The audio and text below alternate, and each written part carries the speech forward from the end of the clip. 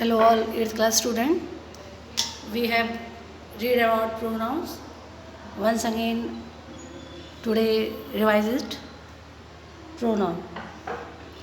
Pronoun are the word that can replace a noun in a sentence. They play a role similar to noun in a sentence. Pronoun वे शब्द होते हैं जो किसी sentence में noun की जगह लेते हैं और सिमिलर नाउन का ही कार्य करते हैं. ये वर्ड हैं आपके he, she, it, they, etc.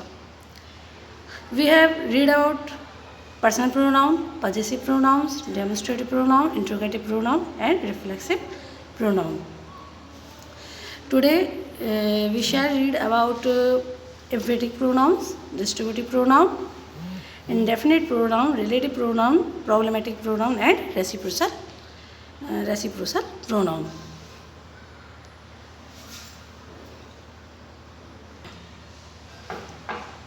Emphatic pronoun.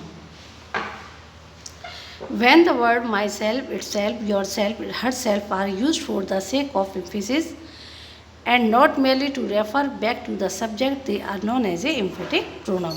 Emphatic pronoun बोलते हैं जो किसी भी बात को कहने के लिए बल देकर प्रयोग किए जाते हैं, यानी दृढ़तापूर्वक कोई बात कही जाएगी तो इसमें डबल प्रोनाउन का यूज़ ना करके, जैसे the things itself is not valuable, यानी वस्तुएं अपने आप में मूल्यवान नहीं होती.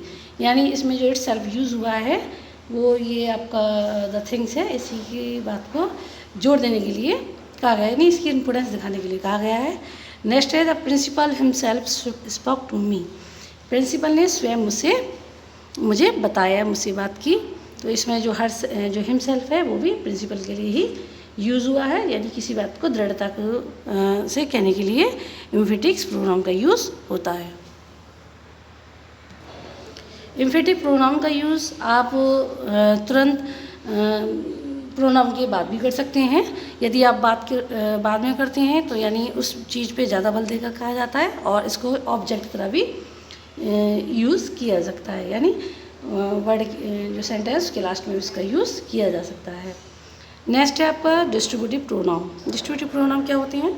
Distributive pronoun such as each, either, neither and so on. Distributive pronoun होते हैं इच, आइदर एंड नाइदर इत्यादि. यार ये यूज़ किए जाते हैं टू रेफर, यानी संकेत करने के लिए किसी पर्सन को, ऑब्जेक्ट को, वन एट अ टाइम, यानी एक ही समय में किसी व्यक्ति और वस्तु को संकेत करने के लिए डिस्ट्रीब्यूटिव प्रोनाउन का यूज़ किया जाता है.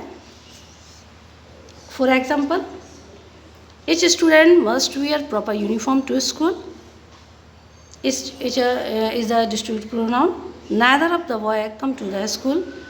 Neither also are distributive pronouns. And either of you can come with me. यानी इसमें either भी जो है वो distributive pronoun की तरह यूज़ हुआ है. It means इसका ट्रांसलेशन इस तरह से होगा, each student must wear proper uniform to school. प्रत्येक स्टूडेंट को प्रॉपर यूनिफॉर्म में स्कूल में आना है या रहना है, या उसको ड्रेस में प्रॉपर बने रहना है. Neither of the boy come to the school. कोई भी स्टूडेंट क्लास में नहीं आता है. Either of you can come with me. तुम में से कोई भी मेरे साथ आ सकता है. Next, indefinite pronoun. Indefinite pronouns क्या होते हैं? Indefinite pronouns refer to person, things in general rather than to anything specifics. यानी इंडेफिनिट जो प्रोनाउन होते हैं वो इंगित करते हैं किसी पर्सन या थिंग्स को जनरली स्पेशल रूप में ना कर, यानी किसी पूरे कोई स्टूडेंट हैं या कोई ग्रुप में है उसके लिए यूज़ किए जाते हैं. यानी डेफिनेट किसी एक व्यक्ति के लिए ना यूज़ कर इसका यूज़ कई लोगों के लिए एक साथ किया सकता है. जैसे everybody knew about the holiday except me, यानी सभी जानते थे छुट्टी के बारे में सिवाय मेरे. इस तरह से कुछ एग्जांपल्स और भी दिए गए हैं इसमें. नेक्स्ट पढ़ेंगे आप रिलेटिव प्रोनाउन. रिलेटिव प्रोनाउन्स क्या होते हैं? Relative pronoun are word that are used to add information about a noun already mention. They also help to join two sentence two statement together. ये एक दूसरे से संबंध बताते हैं और they also help to join, और दो सेंटेंस को जॉइन करने का कार्य भी करते हैं. Which, that, who, whom, whose and so on. ये वर्ड हैं आपके whom, whose और इत्यादि are relatives pronoun. Compound words, अब ये कंपाउंड में यानी जोड़ के जो बोले जाते हैं, whoever, whomsoever, whatever, whichever are also used as a relative pronoun। ये कुछ कंपाउंड्स वर्ड हैं जो कि रिलेटिव प्रोनाउन की तरह ही यूज़ किए जाते हैं। इसके एग्जांपल देखते हैं। The man who come yesterday is my friend, व्यक्ति जो कि कल यहाँ आया वह मेरा मित्र है। Give me whatever you have at home to eat, मुझे वो दीजिए जो कुछ भी आपके घर में खाने के लिए है। इस तरह से कुछ और भी एग्जांपल दिए हुए हैं इसमें। नेक्स्ट पढ़ेंगे हम प्रॉब्लमेटिक्स प्रोनाउन। प्रॉब्लमेटिक्स प्रोनाउन क्या होता है? Some pronouns usages have to be handled carefully generally when there is a noun or a pronoun in the subject of the sentence. ये जो प्रोनाउंस होते हैं वो जनरली इनका यूज़ केयरफुली किया जाना चाहिए, और ये एक सेंटेंस में नाउन और प्रोनाउन दोनों ही एक साथ यूज़ होते हैं एक ही सेंटेंस में एज ए सब्जेक्ट की तरह। जैसे हैं आपका we use I, you, he, she and so on. अब इन वर्डों का भी यूज़ आई, यू, ये जो प्रोनाउंस हैं इनका यूज़ भी इत्यादि करते हैं। जैसे Mary and I went to market, Mary और मैं, यानी मैरी आपका नाउन है और आई आपका प्रोनाउन है, दोनों एक साथ यूज़ हुए हैं।